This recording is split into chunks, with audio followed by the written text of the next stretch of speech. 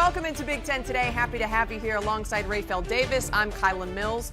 A rare Monday night with no basketball games, but we make up for it with 5 on Tuesday night. You're already smiling. I don't know if it's about that action or about the fact that your Boilers won over the weekend in the rivalry matchup. Which one is it? It is always good to be there in person, watch the Boilermakers beat the Hoosiers, but I was so sad last night with no Big Ten basketball. We got 5 games tonight, and you think about it, it's February. This is my favorite time of the year. Some people like March Madness, some people like the start of the season. February is those dog days where you really find out who is who. I'm ready to get this started. We're going to get to talk about your Boilers here in just a bit. First, though, we welcome in Mike DeCourcy to the broadcast, and we appreciate Mike joining us here to talk more about Michigan State as head coach Tom Izzo has the chance to make history here in the next couple games. Mike, how's it going, and what do you make of Izzo possibly becoming the winningest coach in Big Ten history?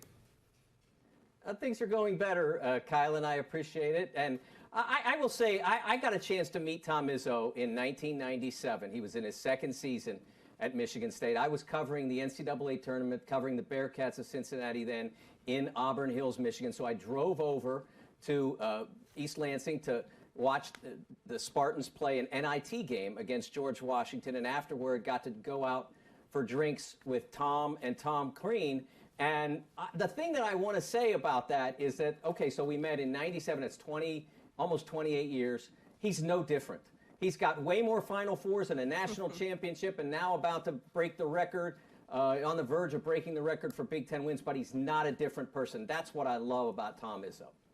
Tom Izzo, one of the all-time greats, and that is today's big story. Izzo is just 2 wins away from setting a record for the most career Big Ten wins of any coach in conference history all time. Izzo currently has 352 Big Ten victories in his 3 decades leading the Spartans. 1 more win ties the record currently held by Indiana legend Bobby Knight, another Hall of Famer. 2 more wins puts Izzo at the top of Big Ten lore. Rafael, you just heard Mike talk about it's not just the coach that Tom Izzo is, it's the person that he is as well. 30 years leading the Spartans program, and sustaining success is so difficult to do in the changing landscape of college basketball. What sticks out when you look back at the legacy of Tom Izzo, and it's still unfolding? He's just your coach's coach. When I think about Tom Izzo, I'll go back to my playing days, and I didn't like him. I didn't like Michigan State. I didn't like Green. I could not stand going to East Lansing. It didn't smell right up there. But since I've been done playing, especially since I've been in this job, I have loved Coach Izzo. I was getting my hair cut the other day, just sitting in the barbershop in the middle of my hometown neighborhood. I get a phone call from an East Lansing phone number, and it's Coach Izzo. And Coach Izzo wants to talk to me about another coach in the Big Ten. He wants to talk to me about that. He wants to talk to me about how I'm doing my job. After 15 minutes on the phone with Izzo, I felt like I would have run through a wall for Coach. I felt like I played for him. So Coach Izzo's one of those guys. He cares about his players. He cares about his players off the floor. He cares about his players with 20 years from now. He's that coach where when you're 40, 45 years old, something goes wrong, you can call Coach Izzo. He's going to show up for you, rather you play for him or rather you don't. So I just love when coaches make it more than basketball, bigger than the game. And then I talked to him a little bit. I love how he goes about it. He says it's not old school, it's right school. It's about doing things the right way, and that's what you get with Coach Izzo every time. That was a little humble brag. Tom Izzo just casually calling you up on your phone? And then he was mad at me that he didn't have my number. Like it was my fault. Like he recruited me or something. But no, I was blown away. It was one of those moments where I was starstruck. Everybody around me is like, see, talking to Coach Izzo, and it was one of those things that made me a little cooler in the barbershop. But Coach is that guy. He gets you on the phone. He gonna coach you up. Mike, I hear you laughing. Before we move along to Michigan State's matchup tonight, you got anything to add there in Tom Izzo's stories? Is he calling you up on your phone? Well, I'm just impressed that you were only on the phone for 15 minutes, because when I get a call or I make a call to Tom, and I mean, we're talking about the length of Lawrence of Arabia. It's impossible to get Tom off the phone. And that's not necessarily a bad thing, but it's the truth. He loves to talk. He loves to express his feelings about the direction of college sports. He certainly has very specific feelings. Even before the NIL transfer portal era, he had very specific ideas about where college sports should go. But he is holding his ground in the way he believes college sports should work. And look at the team he's putting on the floor in this era.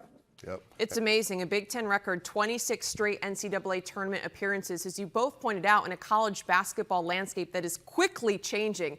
Tom Izzo has been able to continue to adapt. Now we look at his 9th-ranked Michigan State Spartans taking on UCLA in a big matchup that's coming up tonight. Some similarities maybe between these two teams, both really good defensively, and neither team has that go-to offensive star. Mike, I'll start with you. What do you make of this matchup between the Spartans and Bruins? Well, I think the first thing that you ask yourself is, as the Spartans play more significant defensive teams, does their absence of three-point shooting become an issue? They have gone through the less demanding portion of their schedule. It starts to escalate a little bit now, and UCLA obviously on the road is a significant challenge. The number 18 defense in college basketball. One of the things that's interesting about the Spartans is that although they don't rank high in three-point shooting, they are one of the best assist teams in the country.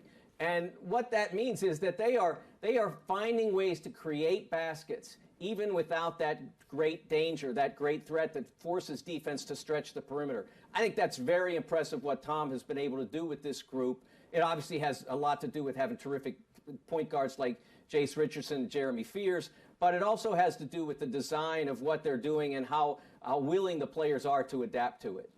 To your point about Michigan State, they score a lot in transition because they force so many turnovers. And the Bruins are somewhat similar in that facet, although I will say Michigan State's better at rebounding and then turning that into transition baskets. But what do you make of the pace that this game might be played with two teams that really want to get going on the offensive end? Yeah, Michigan State, they want to get this thing flying because Mike mentioned it. He mentioned their assist-to-turnover ratio and as the way they score the ball at a high level. I look at their offensive rebounding ability. You talked about it a little bit. When that shot goes up, sometimes that's their best offense. The shot comes off the glass. Jackson Kohler, Carson Cooper, Xavier Booker, those guys are crashing the glass every time to try and steal some points. And then their ability to get out on transition has been special all season long. But I look at Mick Cronin, I look at UCLA in this basketball game, they're going to want to slow this thing down, make it a half-court game because Michigan State, they struggle to score in the half-court. They don't shoot it well from deep. They don't have that bona fide score that they're going to go to and go get a basket. So I think this is a game for Jay Nakins. Jay Nakins is going to have to be big time. He got it going a little bit at USC, but it was a little bit too late. Only 11 points on 5 of 12 from the field. When the game slows down, Jay Akins has to be aggressive. He has to be a guy in the half court that Michigan State can depend on night in and night out. He can't show up here and there. That USC game, it was dying for Michigan State to just have a guy take over the ball game, rather if it's Jay Nakins, Jeremy Fears being aggressive. Because you look at how USC guarded Jeremy Fears off the ball screen, I see a lot more teams trying to implement that. They just made him go under, the big stayed back, and almost was like if Jeremy Fears beats us, he beats us. So I think he's got to be aggressive. And then on the other side, you look at the 5-game winning streak for UCLA, Dylan Andrews has been really, really good. He's been consistent, averaging 12 points a game the last 5 on 42% from the three-point line, and he has 21 assists to just 7 turnovers during this stretch. That's what you need from your point guard. You need your guards to be consistent at this level. In college basketball, guards make you go. I know Adai Mar has been big time. Eric Daly's been really big the last 2 games. But between Dylan Andrews and Sky Clark, Sebastian Mack, that trio of guards, they've got to be good, and they've been consistent these last 5 games. Another thing is that UCLA's offense has really increased production during this 5-game win streak. They're averaging just under 81 points per game, shooting nearly 53% from the floor and nearly 41% from 3. You combine that with a top 25 scoring defense, this Bruins team could be really tough to stop here in the month of February. Let's move on to another Tuesday matchup where we finally are going to talk about your Boilers taking on Iowa. However, I do want to start with the Hawkeyes because we have learned some major injury news about this Iowa team in the last couple of days. Sophomore forward Owen Freeman out for the rest of the season. He will undergo finger surgery on his right hand. He leads the team in scoring and rebounding. Mike, I guess we'll go to you first here again. How does Freeman's absence affect the way this Iowa team can attack? Well, it does change the nature of who they are because Owen Freeman was a significant presence on the inside, somebody who was scoring nearly 20% of their points, leading scorer, leading rebounder. They could revolve everything around him when they got into the half court. And having, it's sort of the opposite effect of having great three-point shooting is that having somebody inside like Owen meant that you had to cheat a little bit off of Sanford, Knicks, et cetera, and deal with what he might be able to get done inside, and so you couldn't pay all the attention to just the shooters. Now, can you just sell out on the perimeter and not worry as much about the inside when you're playing the Hawkeyes? I think that'll be something that Iowa has to deal with in the near term, at least until they figure out an answer for filling in for everything Freeman did for them. That's the thing. Freeman forced defenses to collapse, which opened up space on the outside for the likes of Peyton Sanford and Josh Dix, who can certainly knock down the three ball at a high clip.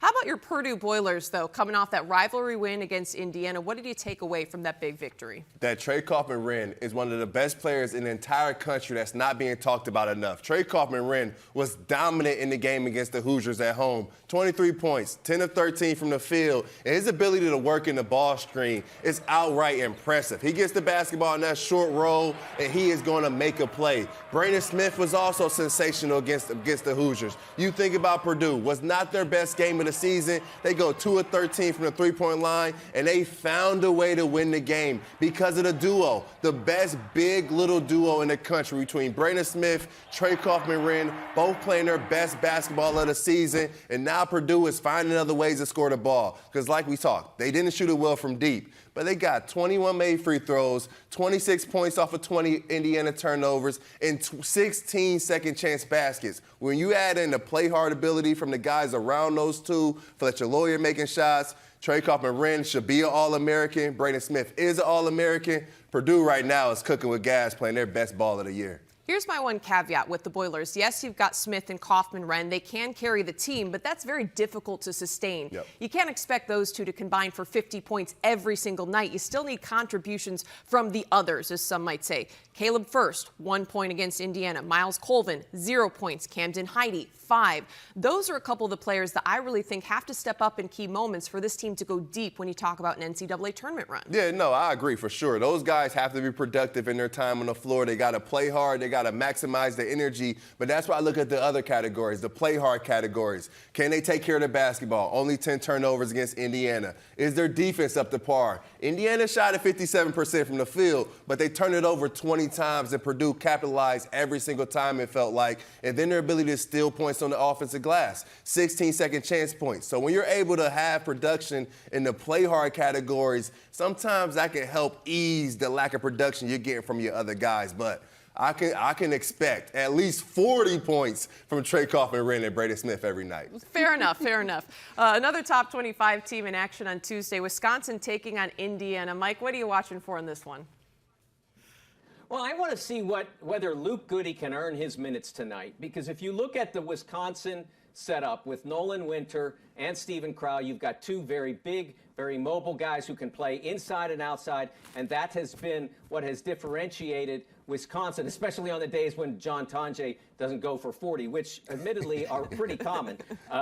You've got a team that you have to cope with. So who does Goody guard in that circumstance, and does he do an effective job? And if he does not, either earn his minutes by making a lot of threes, which is his primary function, or by defending effectively against one of the two bigs, probably Winter, then they have to look at maybe going back to some of their bigger lineups and playing Oumar Ballo and Malik Renew more commonly together. So a very interesting game for Indiana, and honestly, couldn't be a bigger game. I mean, as big as Purdue was on Friday night, they set a tone by playing as hard and as well as they did, but they certainly didn't win the game.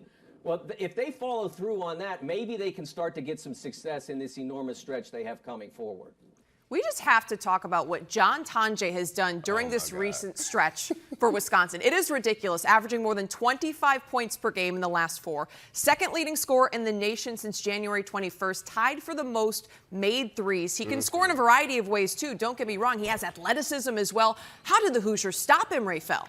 At this point, you just got to hope John Tonje misses the shot when he takes it. You look at the last 4 games, he's made 21 threes. He is doing it from deep. He can get in the mid-range. And then when it presents himself, it is on your head at the rim. John Tonje, since going scoreless at USC, has been on a tear. He has been Simply impressive scoring the basketball. John Blackwell, I expect him to get back going. Max Klesman's been picking it up. But I agree with Mike. They're bigs inside. You think Steven Crowd, Nolan Winter, they've got to get going because Indiana, they're coming. They are a powerhouse at their 4 and 5 positions. And Steven Crowd, he just simply got to be better. Steven Crowd, the last 4 games, only averaging 6 points a contest and only 4 shot attempts per game. He's got to be a shot hunter. He's got to be aggressive because when he is from the perimeter, it opens up those driving lanes for Blackwell and Max Klesman to be able to get inside. Nolan Winter is knocking down threes. I expect Crowd to be aggressive. But for Indiana, I was at the game. They played hard. They were focused. They were locked in at the hotel during their pregame dinner. I was right there with them. That was the most focused I've seen them. And they played hard. But you're not going to win games when they're close and they're on the road if you're not connected. And what happened at the end of the Indiana game between Umar Ballo and Miles Rice, that's just not acceptable. Umar Ballo has got to be connected. He's got to be committed. He's got to be bought in. He can't have a time where things don't go right, you lose a game, and then you make it worse by yelling at your teammate, pushing coaches, storming out of the gym. Connected teams win close games. Non-connected teams lose close games. It's not on the coaches. It's not on the staff. It's on the players in that huddle, and I expect Ballo to be much better tonight. To your point about Crowell's outside shooting, too, could he possibly pull Umar Ballo out from under the basket to open up space for the guards to drive if he can step out and hit some of those outside shots, assuming Umar Ballo plays much better like you're alluding to here, Rafael. A lot more to look forward to on Tuesday night. We'll talk about other matchups here in just a bit. Coming up on Big Ten today, it's never too early to talk about the NCAA tournament. Mike shares who's in and who's out in his latest bracket projections. Plus, College Football National Signing Day is right around the corner. Minnesota head coach Fleck joins us with a state of the Gophers after this. We break down every school's recruiting class on the 2-hour Big Ten Live signing special, Wednesday at 3 o'clock Eastern, 12 o'clock Pacific, only on the Big Ten Network and the Fox Sports app. The Minnesota football program has become synonymous with bowl game wins in the last decade or so. With their win over South Carolina in the Duke's Mayo Bowl to cap off this past season, the Gophers won their 8th consecutive bowl game. That's the longest active streak in the nation and the longest ever in the Big Ten. To talk more about the Gophers, we now welcome in head coach Fleck in today's big interview. Coach, it is great to see you. As I just alluded to in our break before coming on the air, you look a little different than last time I saw you doused in mayonnaise. But congratulations on that Duke's Mayo Bowl win over South Carolina. What was that experience like? It was a great experience for us. It was a big win for our program, and our kids take a lot of pride in winning bowl games. They care a lot, and they prepare a lot. It's an extra spring ball for our football team, and got the same color shirt on. Kind of look like I'm covered in it, but the good thing is we finally cleaned up from all that. How long did it take to get the mayo, not just off of you, but the smell out of just like your pores? Well, so many coaches cheated in the past. They'd wear a hat. They wouldn't get it all over their head. Being bald, I thought it'd be a lot better. It'd just kind of slide right off. No, it didn't. It caked down there pretty good. I mean, you would actually like squeeze your ear and there'd be like mayo coming out. There'd be some in your tear ducts. For days, you would just smell it, no matter how many showers you took. So it was worth it, though, to win. That's for sure. It was worth it. It's all about getting the dub. Now, you just touched on how that is kind of like an extended spring ball for your program. You hear coaches talk so much about how important that extra month of practice is. What were you able to take away in terms of your team just getting that extra time together that can help propel you into this spring and 2025 fall? Well, building a team is all about connection. It's about empathy. It's about gratefulness. Having the ability, and we get to go play in a bowl game. It's so important for our young players who are now part of our 2025 season. Are going to have to be massive role players for us and contribute a ton to this program. It's imperative that they get reps and they get work in the bowl prep. I think, our bowl success has been really dedicated, to our players' attention to detail. They want to play. They want to be in it. They want to get better and they care. And I think that's half the battle when you get to bowl season. We had a lot of opt-outs just like Virginia Tech, and we were very fortunate to be able to get that victory. But it helped us springboard into 2025. Bowl games are always a celebration of the season that you just had, but they're also an extension and a start of the next season. So there's a really good balance to it. In addition to that big win over Virginia Tech, your team rattled off a couple of impressive victories in 2024. You look at the comeback against USC, the big win on the road against Illinois. Before we turn the page to 2025, what are a couple of highlights that stick out to you about 2024? I think you hit the nail on the head when you talk about the USC game and you talk about the Illinois game. Anytime you beat our rival in Wisconsin and bring the Axe back to Minneapolis, that's a huge win for us. But it's really about the players' stories. I mean, you watch a guy by the name of Max Brosmer come in here in 1 year and set the completion record at the University of Minnesota. And watching Coy Parrish, who turned down every offer in the country to come to Minnesota as a top 50 recruit, go out and seal the victory at USC. And if you ever come in my office, there's a wall that's right here. You can't see it, but the wall, and it has a bunch of moments and memories on it from every year. And that's what you remember. You won't remember the score. You'll remember possibly if you win or lose, but you'll remember those moments and memories forever, and those still pictures that will be in our minds forever. And that's what that whole wall is full of. And there's a bunch of them this year that we're really proud of. And every single team seems to lay down some new moments and memories for their legacy that they've left on Gopher football. And now it's up to this 25 season to create their own. You also created so many great memories for the fans, for those of us who just love college football. So thank you for that, first of all. You also touched on Max Brosmer and what a great addition he was to your program. Now you start the evaluation process of looking for another quarterback who can lead this Gophers group. What is that assessment and search like? It's unique in its own right. Every year is its own entity. And just because you did something last year doesn't mean you're going to do it again this year. Our program's all about earning the opportunity to compete and play in the greatest conference in the country. The quarterback competition is going to be fierce. It really will be. It's going to be a lot of fun. It's already started. We talk about there's 3 phases of competition. There's the within, which is what we're going through right now, which is the winter conditioning phase of our program. There's the with when we get to spring ball. We're on the same team. We're competing for jobs, but we're still on the same football team. And then once you hit the season, you kind of get to compete against everyone else. So it's that proper build up at every position, not just the quarterback position. We're replacing a really good football player in Max Brosmer. I don't think you ever replace him. You just find somebody that can run the offense their way and build the offense around them. That's the fun part about what we're doing right now. We're finding out what our quarterbacks are really, really good at. We've had a lot of time to be able to do that, especially in the bowl prep.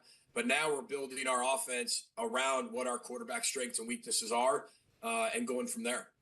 Real quick on Brosmer, I've seen him start to climb up some of these NFL draft boards. What do you think makes him an NFL draft caliber talent? Well, first of all, I think he processes information better than anybody I've ever met. He's on the level, people that know football will know this, that he's on the Dan Orlovsky level of processing information. Was able to be around Dan Orlovsky when I was in Tampa Bay. He processes at such a high level and can get the ball out of his hand really quickly. He's really smart. He's going to be the hardest worker on the field. And one thing that people don't maybe know much about Max is he challenges people around him, not just other players, but he'll challenge coaches in a way, not to question a coach, but he'll make you think deeper and deeper and deeper about either a concept, a technique, a scheme, something like that. He'll make you think really, really deep. And he'll always challenge you as a coach to make sure you're doing everything right to get the information across to the players. The more people spend around Max over the next few months, he's just going to keep skyrocketing up these draft boards like he's doing. And that's what I tell everybody. The more time you spend around him, the more you're going to love this young man. And he hasn't disappointed in those bowl games. Brosmer reportedly really impressed in some of those Shrine Bowl practices, as you mentioned, now even being looked at as a top 10 quarterback in this draft class.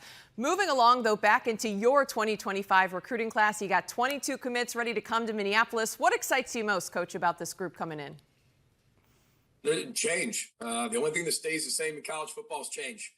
You get a new football team. The great thing about January and February, you guys were just talking about this on air, is the job of the head coach is to get this team connected. We're going to have a total of, we got 23 newcomers on campus. 22 of the 23 are already here. We're only signing one kid on National Signing Day. We got a bunch of other freshmen. We got 14 others that'll be joining us in the summer. It's a race against time to get this team, not just the schemes and the football piece, but to get this team to be one. And I think that's the fun part about coaching in college is you bring in the team in January for the majority, the most of them, and then you've got to connect this football team, and you do it a variety of ways. But that's what's fun about January and February in this winter conditioning type program that we have. We're doing everything we can to connect this football team in a really close way. The thing that's so tough to me about being a coach now is you're not just recruiting the freshmen, you're speed dating the transfers in that time that you get to try to recruit those guys out of the transfer portal. You've got 15 incoming transfers, Coach, including wide receiver Malachi Coleman from Nebraska, an inner Big Ten transfer. What do you like about his skill set, and then any others that you want to particularly point out that you're excited to join your group? Yeah, Malachi's a really good player. He's a developmental player for us. You know, he's in the program for all the right reasons. And one thing we love to do is develop wide receivers here. And we've had a great track record for doing that. He's got all the physical attributes. Now you just got to be able to sharpen that and smooth that out. I think he's been really, really, really good so far in the few weeks that he's actually been here. But we're excited about everybody that we brought in here. We brought in a lot of running backs. That's what we do. RTB doesn't stand for just row the boat. It stands for run the ball here at Minnesota. And we can always use more backs here to complement Darius Taylor. So we brought a few guys in, brought Cam over from Washington, brought AJ over from Marshall. We feel really good about where we are in that running back room. Femi Ijiboy as well, who's already in our program. So we feel we got 4 or 5 running backs that have all played significant football that are going to be able to help us in 2025. And then you can't run the football in the Big Ten without really good offensive linemen. So that was really important for us to bring some other offensive linemen in here on the offensive side and really join us there, and then create some depth on the D-line as well. But I really like the prospects that are here. They're working really hard. They're off to a really good start. It's fun to watch them really form into the program, form into the culture, and really join our team. And it's kind of like they've been here forever already in the first 3 to 4 weeks, which has been really exciting. The other thing is you're not just recruiting freshmen, you're not just recruiting transfers, you also have to recruit coaches, because when you've got good offensive and defensive coordinators, they often get cherry-picked to other programs. You recently elevated Danny Collins to defensive coordinator. He was already on your staff, working with the safeties. What does he add in this new role? Yeah, first of all, we're really happy for Corey Heatherman. And, one thing I've always said is, and Winston Delabadir going out to be the D-line coach for the Arizona Cardinals, my job is not just to help get the players to where they dream of being and develop players. Your job as a head coach is develop your coaches and get them to where they dream of being as well. And Danny Collins is a great story. Danny Collins was a student coach for me at year 1 at Western Michigan. And Danny's been with me going on 13 years. I mean, this is a young man who's coached every position on defense. He's called games before. He's known our defense for a long time. It's his turn to run it. He could have ran it probably 6-7 years ago. This is a guy that's earned all of his stripes. I mean, he slept in a closet at Western Michigan because that's what it took. When you have a lot of student help and you have a lot of student coaches and you have a lot of volunteers, it's amazing when everybody says, I want to coach, I want to coach. And then you go through the coaching and you really kind of find out who really wants to do that. In Danny's class, there was about 10 assistant, or 10 student coaches, and 9 of them quit. And Danny wasn't the one that was the one that didn't quit. And you look at where he is in his career, I couldn't be prouder of him. He's a new father to his son, Rocky, and his wife, Maria. It's just so exciting for him to have this opportunity to be the defense coordinator at Minnesota and in the Big Ten. And I know he's going to do a great job. So wait, was he literally sleeping in a closet? I feel like there's more to the story here. I think that's it. Back in the day, I mean, I was 31, 32 years old. So, I mean, we didn't know much. I mean, sometimes I don't let my coaches sleep in the closets anymore, nor do I let them sleep in their offices. Nobody does that here anymore. But when you're a young coach, you're willing to do whatever it takes, and you're not making any money, and you're going to school, and you want to make sure that your job is done at an elite level. And that's the story. I mean, it was a janitor closet, and he'd sleep in it. And that's Danny Collins' story. But that's the fun part about this. You're paying your dues. Not everybody has to do that. But, when you're a student in college, I mean, you're doing everything you possibly can to maybe get a leg up in the time department in your job that you're doing. So really grateful for the effort that he's given over the course of the last 13 years. And we're excited to have him.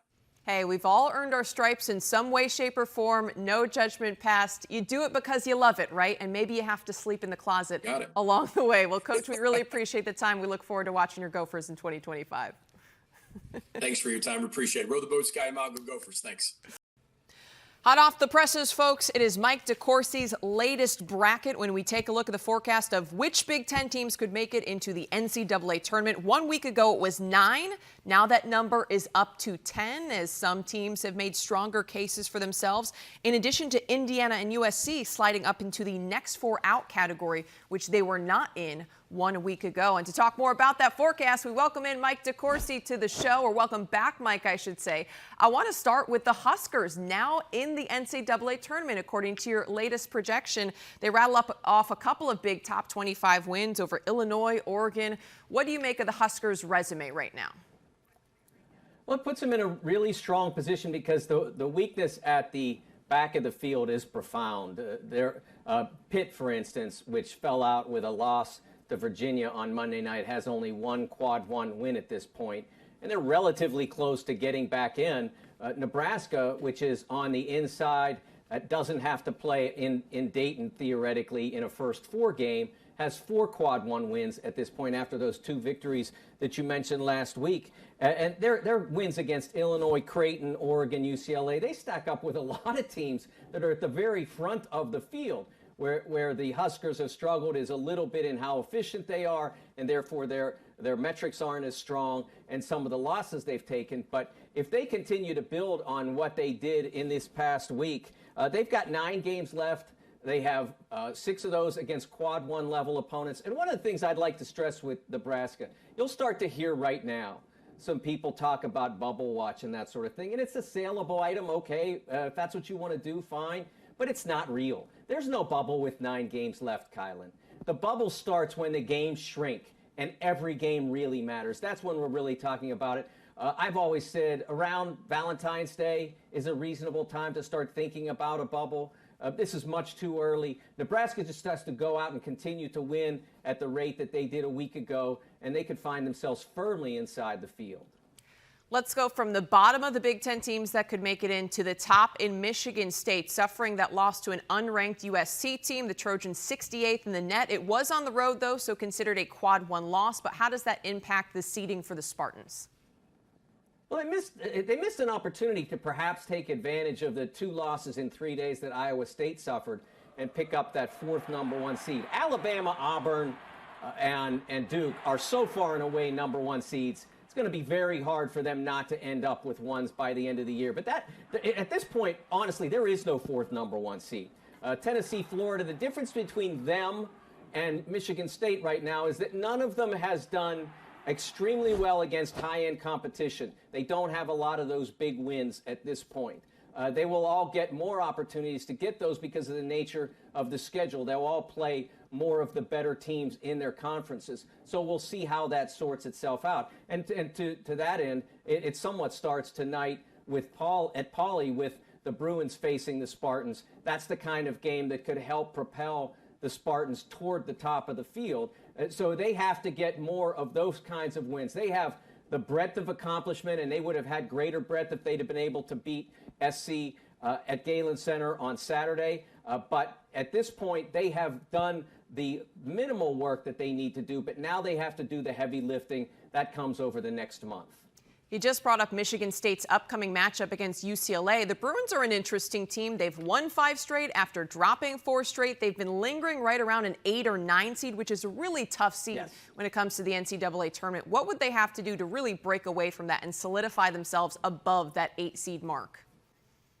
Yeah, Kylan, the reason that's a bad seed for those who aren't aware is, first of all, it's basically a 50-50 proposition. 8-9, almost no difference. Historically, I think the 8s have won 74 of the games that have been played, and the 9s have won 78, something like that. So it's and then if you win that game, hey, here's your present. You get to play one of the 4 best teams in the tournament.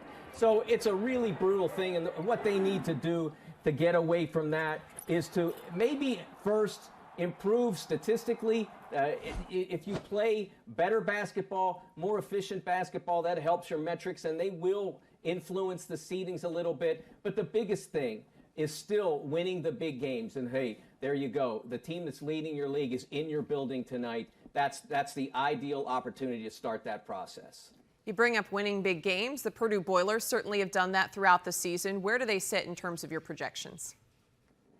I think Purdue is one of those teams that could find itself, like Michigan State, in that hunt for that last number 1 seed. It's very much up for grabs. Florida and Tennessee both have great metrics, and and that helps them. But they, again, like I said before, is that they don't have that number of high-end wins. Well, you've already got in Purdue, a team that's not in the Southeastern Conference. They have a win over Alabama. Neither Tennessee nor Florida has played them yet, so they don't have that in their bag as part of what they have to offer.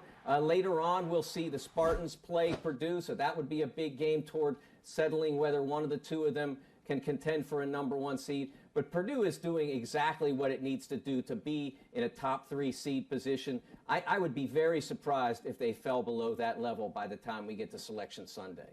I do want to touch on a couple of the teams you have listed as on the outside looking in at this point, but certainly have a lot to play for down the stretch, and that's USC and Indiana.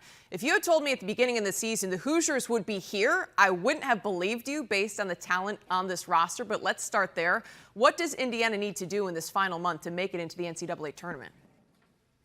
Yeah, I went into this 6-game stretch, which started Friday with a visit to Purdue, saying, look, if you go into this with what you've done so far and what you haven't done so far, you can define your season in these 6 games. That's what it's all about for them. They have this 6 really difficult games, all quad 1 games, several of on the road. They've got to go to Wisconsin tonight, then Michigan comes home. Then you go to Michigan State, then UCLA and Purdue come home. So all of those games, if they could get half of them, well, it's not half now because they missed the first, but if they could get 3 of the 5 that remain, they can redefine their season. And that's what Indiana should be focused on, is what they can accomplish now. I know Indiana fans have become impatient, but give them these 5. What does it hurt to give them these 5? Because if they can do something in it, and again, if they had gotten blown out at Purdue, I'm not even sure I'd still be selling that particular line, but they played really well in West Lafayette. If they play at that level, they have a chance in every one of these games. How about USC? They've rattled off a couple of maybe surprising wins, at least to some folks. They went on the road at Illinois. They just knocked off Michigan State at home. What would the Trojans need to do to punch their ticket in year 1 under Eric Musselman?